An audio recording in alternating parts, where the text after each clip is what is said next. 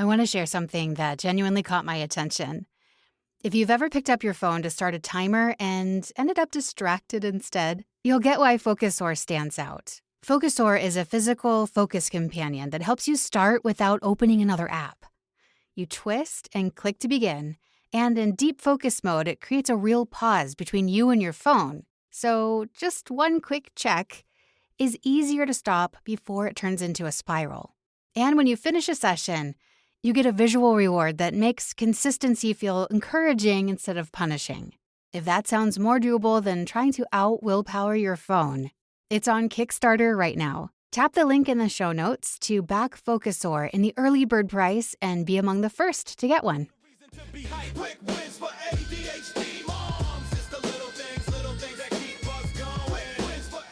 This is Quick Wins for ADHD Moms. Hey, I'm Jessica Lynn Lewis. So glad you're here. We have a special guest today.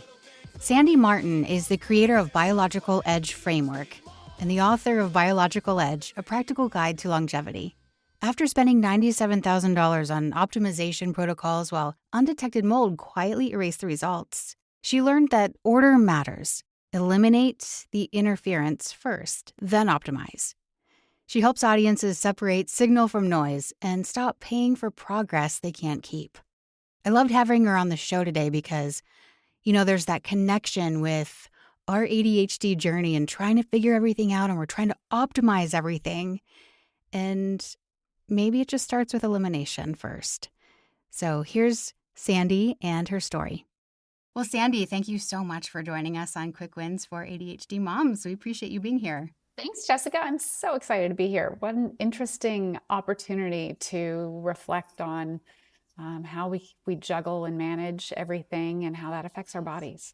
Yes. And I think we were just talking a few minutes ago, like our bodies, we don't really know what's going on because we're so busy.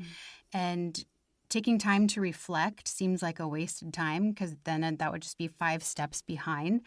But I would love to hear more of your story and how that kind of looks like in your life. But we usually start the show off with a quick win for ADHD moms. So I would love to hear your quick win for today. The thing that I do when I'm overwhelmed, and I was at a conference this weekend, just like on every single person I spoke to, I had to bring my best and be centered. And I took a couple breaks throughout the day. And I did this in the morning and I did this before I went to bed. I couldn't go to sleep without doing it. I hum. And so I do this in a particular order because of the way the body can entrain its systems in one ordered, coherent system instead of fragmented systems. So instead of my brain operating on one frequency and my heart operating on another and my lungs on another, breath and humming have a profound effect. There's all kinds of breath work. But there's something about 10-second intervals that optimizes the oxygen uptake in the body, and it orders the heart rhythms. And so if you breathe in for 5 seconds and out for 5 seconds, you can achieve so much, even if you're not in a place where you feel like you can hum. But I like to breathe in for 5 seconds and then hum out for 5 seconds as my breath. And the nasally, you can do ohms, that's fine. But if you hum and you get that, you feel it in your nose. Yeah. You'll probably. The resonance. You can feel the resonance. You can feel it vibrating your sinuses and your nasal passage. That stimulates the production of nitric oxide in the body. And nitric oxide is the molecule that relaxes our blood vessels. And so if we're stressed, we can at the same time do 3 things with this one quick win. We can optimize the oxygen uptake in our body because 5 seconds in, 5 seconds out is what the lungs want most. And then it happens to create the smooth sine wave of our heartbeats because the heart rate variance, our heart rates go up when we breathe in and they go down when we breathe out. And the wider that variance, the healthier we are. That's called HRV. But it's not just about having high HRV, it's having high, smoothly orchestrated HRV. And that happens when we breathe steadily in and steadily out. So you could put something on your neck or in your ear and stimulate your HRV as a biohacking device or something, but that doesn't mean it's going to be smooth and ordered and in sync with your breathing in a way that pulls all the systems of the body together. So I do this for 3 minutes. I happen to have an Apple Watch, and there's a mindfulness app on it. Yep. And you can time 3 minutes, and you can set the pacing. So I have it set for 6 breaths a minute, which is 10 seconds, 5 seconds in, 5 seconds out. And then I just time it. And then my watch will tell me the HRV, so I'll know if I've shifted. That feedback alone is phenomenal. I don't get the ordered sense. I have an inner balance heart math device for that I use occasionally, but I know it's working because I can feel it. I can feel all my systems come together. And 3 minutes to shift. I mean, you can do a minute. It'll help if you don't have 3, but the Apple Watch won't track it unless it's 3. Oh, gotcha. Okay. And so that's how I got into the habit of 3. And it will relax your body. It relaxes the flow of blood. It's kind of like a reset, like a resets your system if you're in the middle of chaos, which we do find ourselves in. Yeah. But not even that, like you're at a conference, right? So there's that natural anxiety that is probably there for anyone, right? Public speaking. And there's something, anxiety and excitement kind of have the same signature in the body, right? So yeah, I could see that. Yeah. if it just helps to be more present, like before you pick up your kid from school, that just a minute, just breathe in for 5 seconds, hum out for 5 seconds. That's a whole different conversation when the kid jumps in the car than if we don't take a moment. And because it does so many other things, improves the oxygen, improves the blood flow, you know that you're doing it not just for this kind of like, I think I, for so many years, got lost in the notion that, sure, if I could be more present, I'd be happier or whatever. Okay, I'll get to that later. Right. I don't have time for that now. Tomorrow. Right. And, but you can shift your body in the moment. That's beautiful. Thank you. And, these quick wins are something that completely resets your body within just a couple minutes. But you mentioned the mindfulness app on your Apple Watch. And I had that on and I turned it off because I'm like, no, not right now. I don't have the alerts. So, yeah, I maybe just that have was, it on the face as like a reminder. I'm like, oh yeah, I should do that. That's a good idea. So you don't have to have them as reminders. You just have it on the face of the watch and then you can just click it when you need it in the moment. That's right. Well, Sandy, can you tell us a little bit about your backstory and how you kind of found all of this out? And your biological edge framework too. Like I'd love to dive into, what that looked like, your story. Yeah, I'm gonna give the quick version. Of course. But I want it to be relatable to your audience, because the piece that I think is most important to convey to people is that so often we internalize our struggles as coming from our personality, our character, our habits, whatever. And in my case, when I got sick, my first symptom was depression. And I won't say that depression is caused by inflammation, but brain inflammation will definitely cause depression. And so I didn't know. My brain very quickly said, oh, we felt this before. That was depression. And so I was like, but wait, like my life. I shouldn't be. I shouldn't feel this way. Yeah, and it wasn't so much a shouldn't, but like a curiosity, like, why do I think that's what it is? How would I be so quick to assume that? I had just accomplished a ton of stuff at work, and I was working hard, like hard. We had just entered COVID, refunding $400,000 in tickets for a live event we were running. We had to take the whole business virtual. And I created the platform on which the virtual business operated. And I finished that in September of 2020. And then 2 weeks later, the overwhelm started in the beginning of October. And then by mid-October, I couldn't run reports on the system I myself had built. And so it came on really fast and I didn't know what was going on. But the worse it got, the more I beat myself up. until I just kind of threw up my hands and said, I'm just going to go to a neurologist because by that point, 2 weeks in, I just couldn't decipher the meaning of the cells on my spreadsheet. And I built the spreadsheet.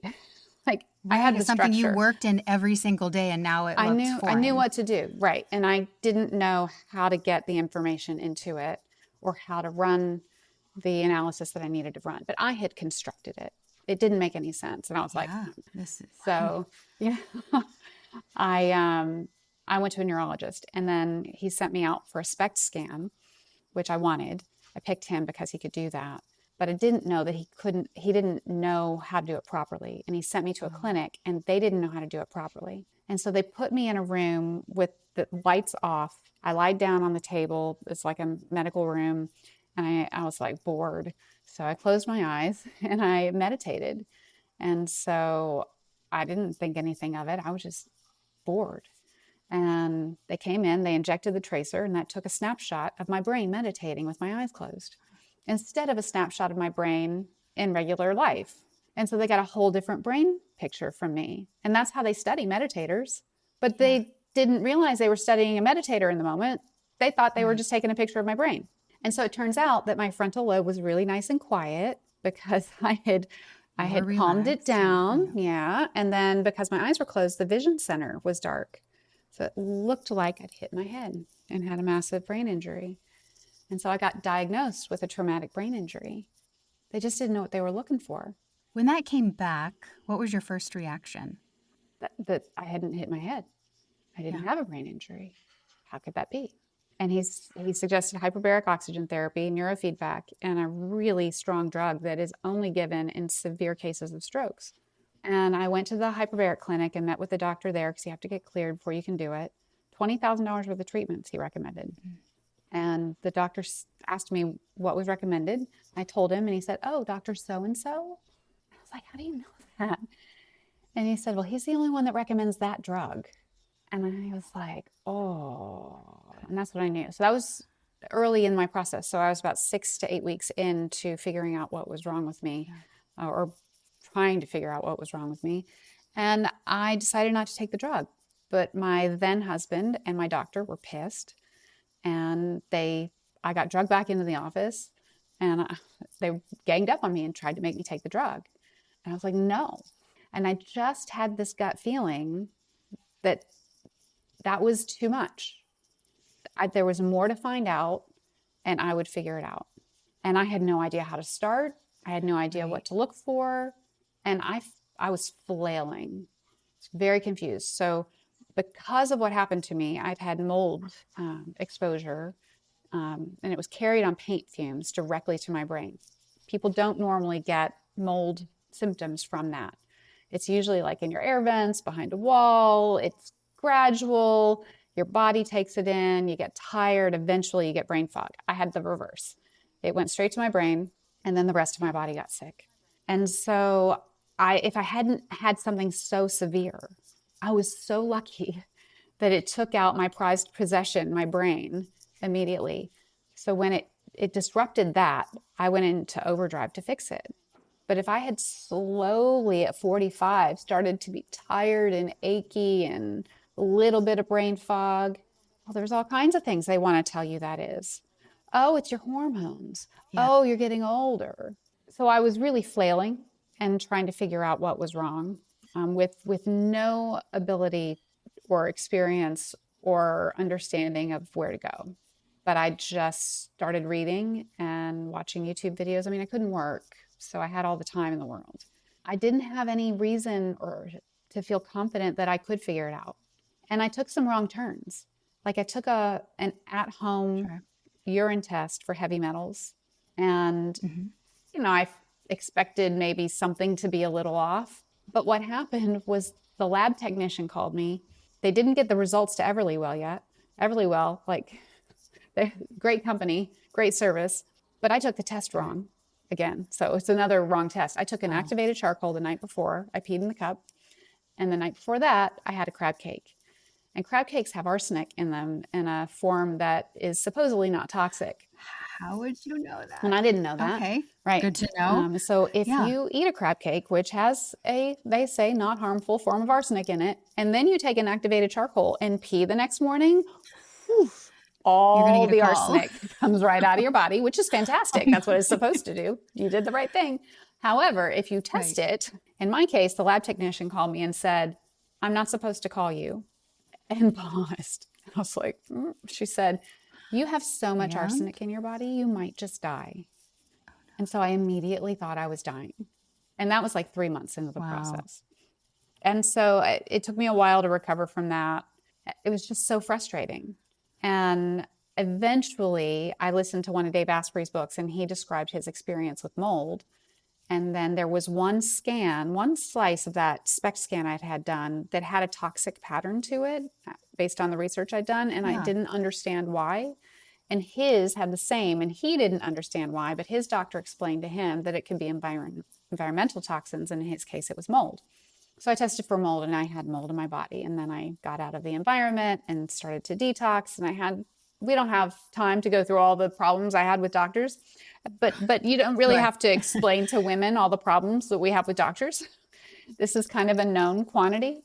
So trust me when I say I got ripped off and misled and eventually had to claw my way Oh, back to health on my own, because sometimes that's all we have. And so what ended up happening was I finally got better. It took a couple years, and I was no longer aligned with my husband at the time, because I changed as a person. I rewired my brain, and I wasn't hard charging, aggressive, running big Comic Con personality anymore. I was gentle and cared deeply, and I just couldn't relate to him or the business at all anymore. And so we are friends, but we went our yeah. separate ways. And I realized that I needed to start over also with working. And because I was fortunate enough that I didn't have to work while I was healing. And then I started an event. I started a Yeah. health event because I knew how to run events. And it made And sense, right? Your own health yeah, journey, uh and huh, you're an event planner. So, right? okay. Perfect. Pain to purpose. Right. Happens all the time. I didn't realize. So I thought that if I got all of these exhibitors in one room, that I could save people the hassle and the time and the money that I spent trying, just relying on testimonials online to figure out what was good and what wasn't. I wasted $100,000 in the first year on stuff that didn't help me at all. Because So until I got frustrating. the realization it was mold, nothing worked. Yeah. Things worked later, but not until I could clear the mold out. Yeah. And You're trying to find that so, root cause. right, Yeah. exactly. And then so it turns out, even when you put all the vendors in the room and people can go vendor to vendor, it's still overwhelming and it's still hard to know. So you can take sample packs home, but it doesn't really mean you're going to understand how it works in your body. You can try it once on the show floor, but trying something once doesn't really mean that's going to be the thing that works for you. Right. And so I also recognized, and this is how I got to write my second book. My first book was Biohacking Starts with No, because it starts with what you stop. And Mm-hmm. that's my angry rant about all of the ways that we are assaulting our own bodies, or that modern society is assaulting our bodies. And the second book is the framework for navigating that and getting healthy. So EDGE stands for eliminate, decode, gain, and execute. And the business I'm in is gain. It's all gain. You go, there's a supplement, there's a device, it's all gain. And I Right. felt really bad about, for 2 years, just shoving these things in people's faces, like, here, try something. It's so shallow. We all have to make a living, and these companies are worthwhile companies, Sure. and they have to stand their ground and explain how it works. But the problem in the longevity space right now is that, like, Kara Swisher just went on CNN and tried hyperbaric. I didn't feel anything, she says. So, I don't think it's that big a deal. But you can't try something once and know that it works. And maybe her biology isn't ready for it. When I went into the hyperbaric chamber, I got massive headaches and had to stop because I had mold in my brain. And it Yeah. only worked after I detoxed. And so we just can't try. That's what we want to do. We want a pill, we want a A device, quick we want fix. a protocol, Yeah. we want something that really just shifts everything so that we can keep going and take care of all of our responsibilities and maintain our energy. That's what we all want. But when my cousin Brian called me one day and he said, Sandy, what do you think about lion's mane? He's a good old boy from Kentucky. And I was like, what do you know about lion's mane? I was like, where'd you hear about lion's mane? And he said, well, I hear it's good for brain fog. And I said, Brian, you should stop eating at McDonald's. And he went, oh. And then he did, and he lost 16 pounds in 2 weeks. Yeah. And so we have to stop everything we're putting on ourselves, or at least one thing that is overwhelming us. Maybe it's a soda addiction. Maybe it's a stress addiction. Maybe it's the screen, the infinite scroll after 7 p.m. You know, it could be any number of things. And stopping's hard. It is. But it all starts with what we stop. And so I put the framework together to explain to people that all of this stuff is great to try, and you can biohack. I do. I have lots of devices I love, but I got the mold out. So now it works. Yeah. And sometimes it's easier to avoid that underlying root cause because trying to fix that takes so much longer than, just getting lion's mane and doing that, right? And there's nothing wrong with that. But it won't work. But it won't work if you're having a Big Mac every, right. You can take all the lion's mane in the world, but if you're eating sweets every day, if you're starting your day with a sugary breakfast, your body lion's mane's not gonna be able, it doesn't have that kind of power. Nothing does. None of the pharmaceuticals do. We can't supplement our way out of a bad diet. Yeah. It doesn't work. That's huge. Yeah. And so what does that look like for you now? Do you have you probably certainly use the EDGE framework in your own life. Mm-hmm. What have you seen kind of be the biggest key to all of that? Is it consistency? Is it routine? Is it habits?